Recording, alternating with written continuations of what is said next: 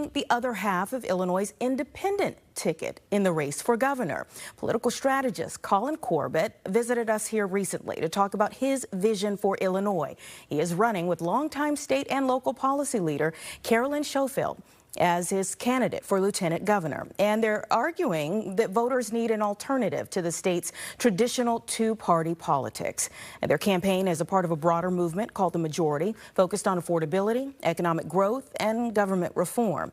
Carolyn is joining me now here in the studio live. Thank you so much for being here tonight. Thanks for having me. You have been down this road before as a candidate for lieutenant governor, but as a Republican in the past. So what makes you believe that Illinois voters are actually ready to move beyond this major two-party system? And have you already seen some things different in now running as an independent? Absolutely. First, people are ready from the standpoint of when I ran 4 years ago.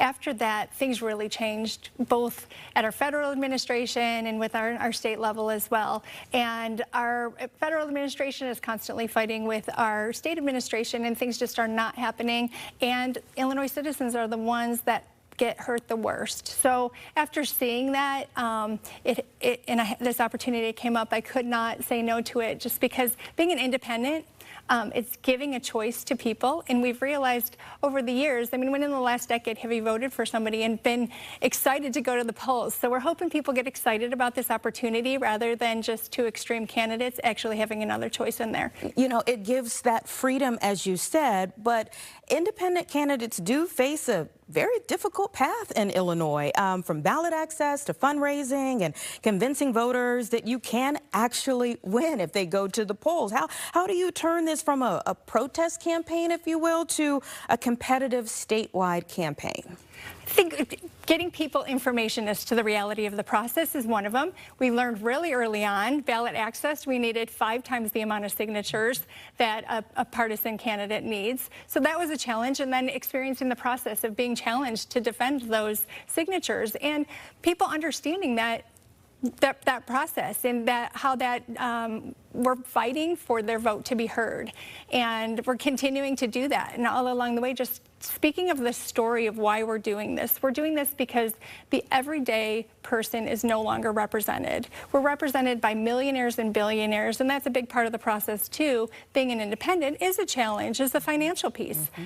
Because if you're not a millionaire or a billionaire, or you don't have a party backing you with funding, that's a challenge, and we're facing it head on, and we're meeting people, talking to people, and we're ready for that challenge. And all along the way, we've been learning and engaging, and we're ready to show that there can be something different that can succeed. You talked about the financial aspect that's very difficult for any independent candidate and independent ticket, as you all have. In this case, let's talk about affordability here in the state. Your campaign puts that front and center. So if elected, what is the first thing that you and Carolyn Schofield would like to bring down in terms of cost for Illinois families? Oh, there's so many. Housing being one of them. You just touched on it earlier. You know, the housing industry right now is it is so unaffordable.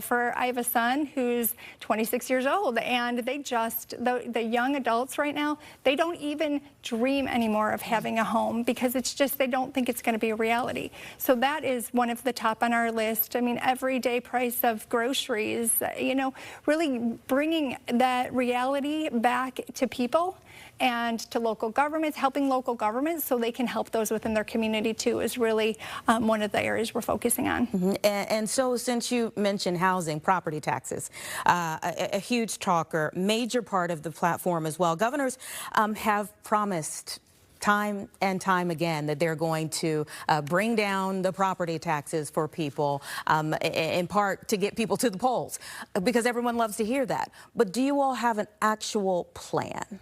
Absolutely, and we're the only ones that have that actual plan. Colin's been on, I know, and had talked about, it's a long-term plan, and this is where we're different. No one has taken that risk before. Colin stepped up, he's willing to take that risk. We're both willing to take that risk to admit it is a long-term plan, but you have to start now.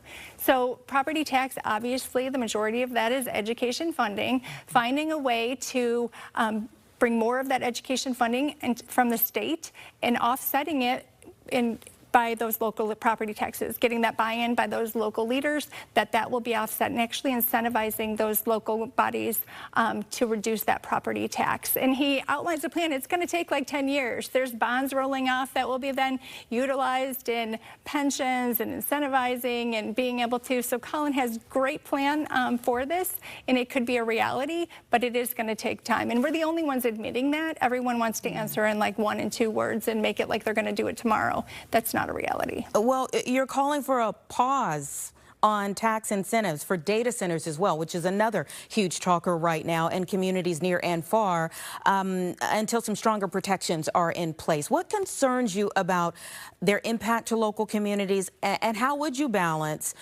the concerns against jobs and investment that some people who are advocates for them would ascertain as reasons to bring them on? Absolutely, and there's a balance between the two, and what we're doing is we're listening to both sides. We've heard both sides of the issues. We understand that people are concerned with the water usage, with the power usage, with some of the environmental issues, but just saying we're going to outright ban them is not the answer to that. It's actually addressing those concerns. Right now there's closed-loop systems where they use less water. There's energy that are moving forward. We're understanding that they can't utilize additional energy. It has to be self-containing. There's solutions.